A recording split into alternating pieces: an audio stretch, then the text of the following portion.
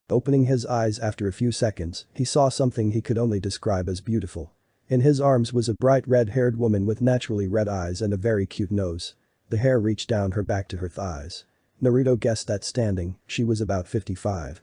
She was wearing a fine orange kimono that showed off her C-cup breasts. Behind her, 9 tails were folded between her legs in an act of obvious submission. For the next 5 minutes, Naruto held and comforted her, listening to her whisperings of "I'm sorry" and "thank you" into his chest. Finally standing up, they both looked at each other before Naruto blushed at her figure. "Thank you, Naruto, if there is anything I can do for you, please tell me," she said with sorrow obvious in her eyes. Naruto pondered it for a bit before saying, "You can do 2 things for me at this point." She was worried about what he was going to say because he took so long. "The first thing you can do is tell me your name," Naruto said with a smile. Kyuubi was embarrassed. After everything that she had just done, she hadn't even bothered to tell him her name. Blushing she said, "Well, I'm known by most as the Kyuubi no Kitsune, but my brothers and sisters call me Kura." "Well then Kura, the second thing you can do for me is work with me and become my friend, okay?" Just then Kura burst out in sobs again, which lasted for the better part of half an hour before she calmed down. For the next hour after this they talked about Kura's life and the Sage of 6 Paths before Kura said, "Well, it was nice talking with you kid. I'm looking forward to seeing you again." Naruto blushed at that before he felt himself being tugged into consciousness. "Thanks Kura-chan. I'll be back to visit again soon." As he was disappearing he saw her blush and say Kura-chan I like the sound of that before he woke up in his bed to the bright morning sun. Then flashback. Since then had visited her every day when he went to sleep, sometimes practicing jutsu and sword katas with her. After all, it is hard to find a being with more experience than the several thousand-year-old Fox Queen. Now it was early May and almost time for the end of the school year. He was in the bus on the way to the History Museum with Grover and Percy, as well as his favorite teacher, Mr. Brunner, along with a sadist math teacher named Mrs. Dodds and Nancy Bobofit, who was the class bully. Well, as bully-like as you can get with a bunch of troubled kids. Anyway, right now Naruto was busy looking out at the city. Even after living here for so long, he still wasn't used to buildings being the size of Kura. He was interrupted by a piece of peanut butter hitting the back of his head. "Nancy, what are you doing?" he asked in a slightly evil tone. Nothing," she replied nervously. It was commonly known that anyone who crossed a blonde would be horribly pranked, even the teachers weren't safe. One time, a few kids tried to prank the blonde and his roommates, only for it to horribly backfire to the point where their room was permanently painted puke green. The teachers never knew who did it, but since then no one had dared to cross the blonde or his friends. Most people called him the prank ninja after that. Of course not in public, but it was the blonde's unofficial title. "That's what I thought," Naruto said as he turned back to the window. "Hey, you see anything out of the ordinary?" Percy asked jokingly.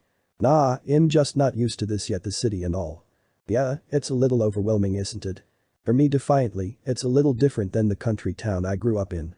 Just then, another piece of peanut butter sailed forward and was about to hit Grover, but Naruto noticed this and intercepted it with a pencil. "Ms. Bobofit, what did I just say?" "I'm sorry," she said, paling slightly. Everyone, even the teachers, started laughing before everyone settled down and Naruto went back to staring out the window. "Thanks Naruto," Grover said. "Don't mention it, G-man." "Seriously though, thanks," Percy said, "I was about to lose it." "It's fine. I don't want you getting in any more trouble anyway." "Yeah, don't forget you're on probation, dude." I know, I'm trying not to get expelled. My mom would be pissed." "I bet, though it's hard to imagine your mom angry. She just doesn't seem like the type," Naruto said. Had met Percy's mom during winter break when Percy invited Naruto over for Christmas dinner. Had also met Gabe, Percy's stepfather. The man was addicted to poker and dip and smelled like a horrible combination between urine and onions. Why Mrs. J put up with him Naruto would never know. Trust me dude, she's really scary when she wants to be. And with that, the trio just talked the rest of the trip away about how Naruto was going to get back at the Klepto Queen.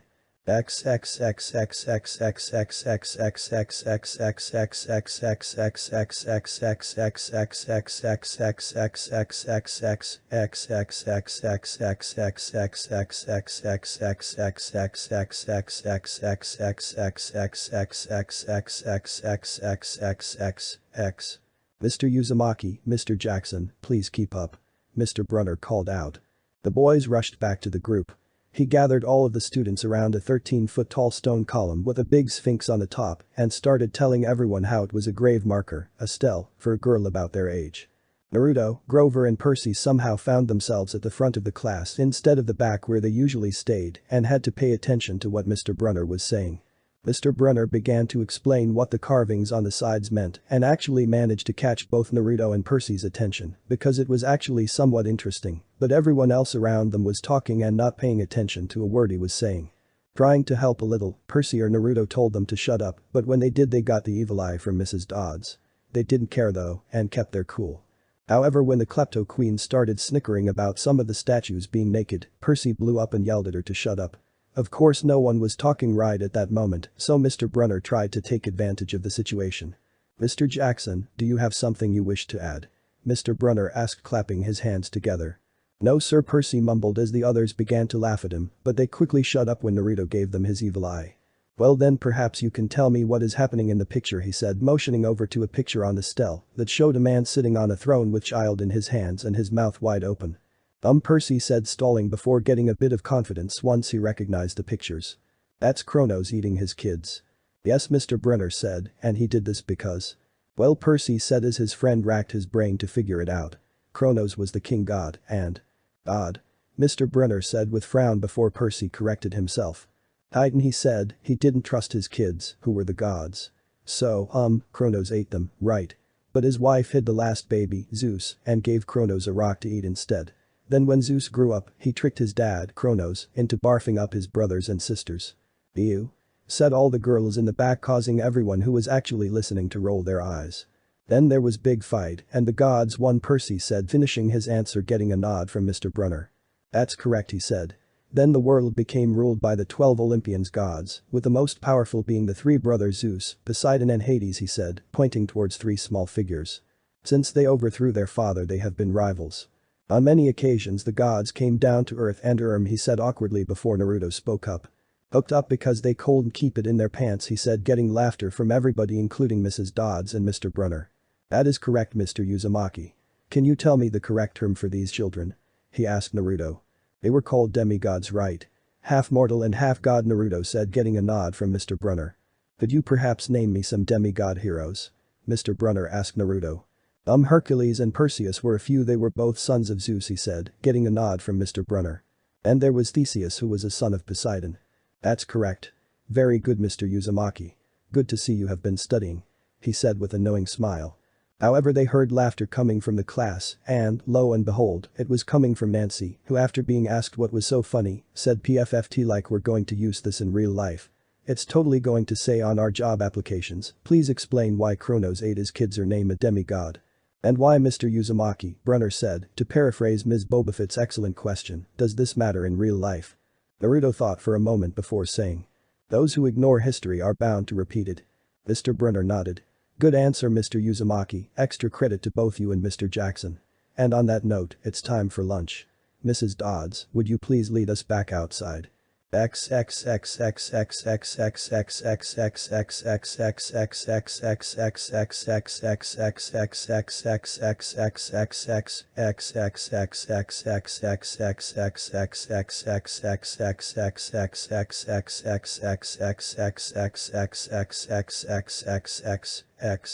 The class was gathered on the steps of the museum where they had a good view of pedestrians and cars alike. The sky looked like a nasty storm was brewing since dark clouds were forming over the city. This was the norm lately according to the news, and not just in New York, but everywhere. All around the world floods, hurricanes and earthquakes were occurring at a near constant rate, leaving many scientists confused about the strange weather patterns. Many just shrugged it off as global warming, but you always had the people shouting about the end of the world. Naruto sat on the edge of a fountain with Percy and Grover, the latter two eating their lunches, while Naruto dug into his ramen. No one could ever understand how he managed to eat as much ramen as he did, but many shrugged it off as a high metabolism. Despite being in this great new world, Naruto greatly missed good old Ichiraku's ramen. He even had dreams about eating it again, but he made do with what he had. "You get detention again?" Grover asked Percy. "Nah," he said. "Not from Brunner. I just wish he'd lay off me sometimes. I mean, I'm not a genius or something." "Alright," Grover said, shrugging. "Mind if I have your apple?" he said, getting a chuckle from Naruto as Percy passed over the apple. Naruto looked up to observe his fellow classmates. Most were sitting enjoying their lunch, but the Klepto Queen was trying to pickpocket something from a lady's purse and, of course, Mrs. Dodds wasn't seeing a thing. Sighing, he looked back to his friends.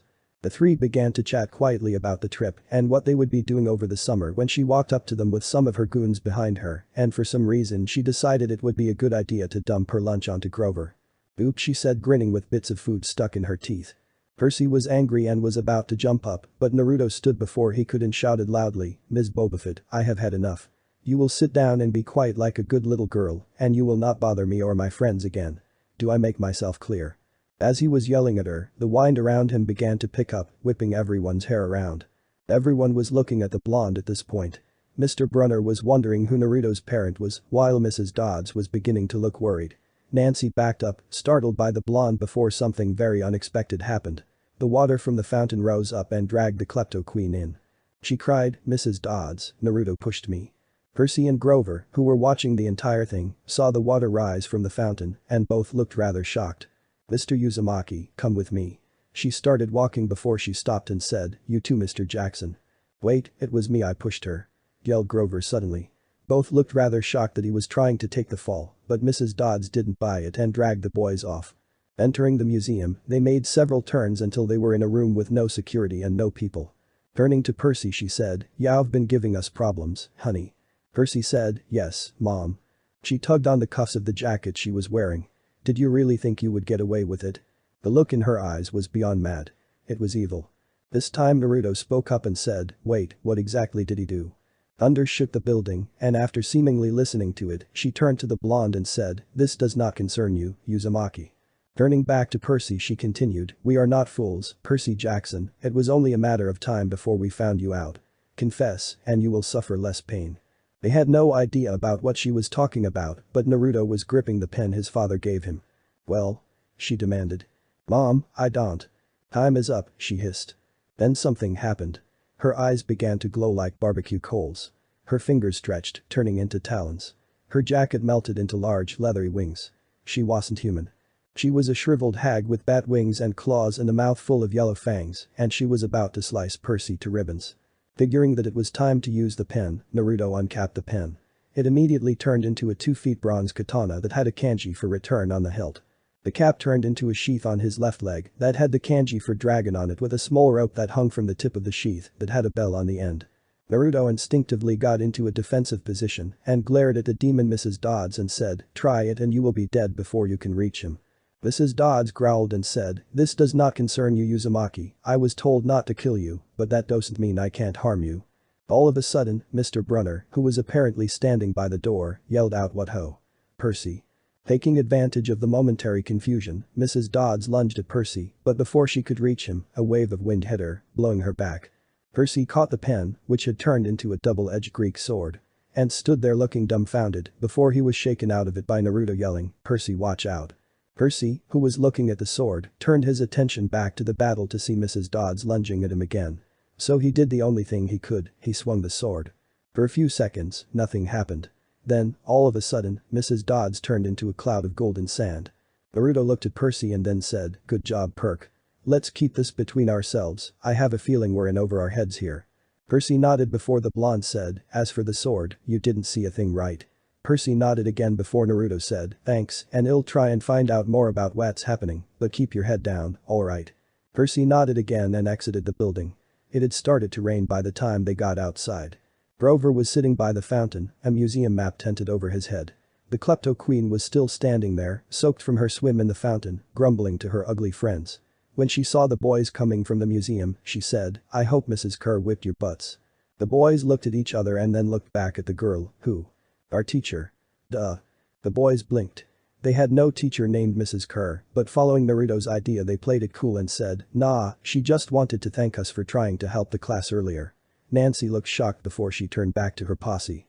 Moving to Grover, the boys asked Grover about Mrs. Dodds. All he said was who?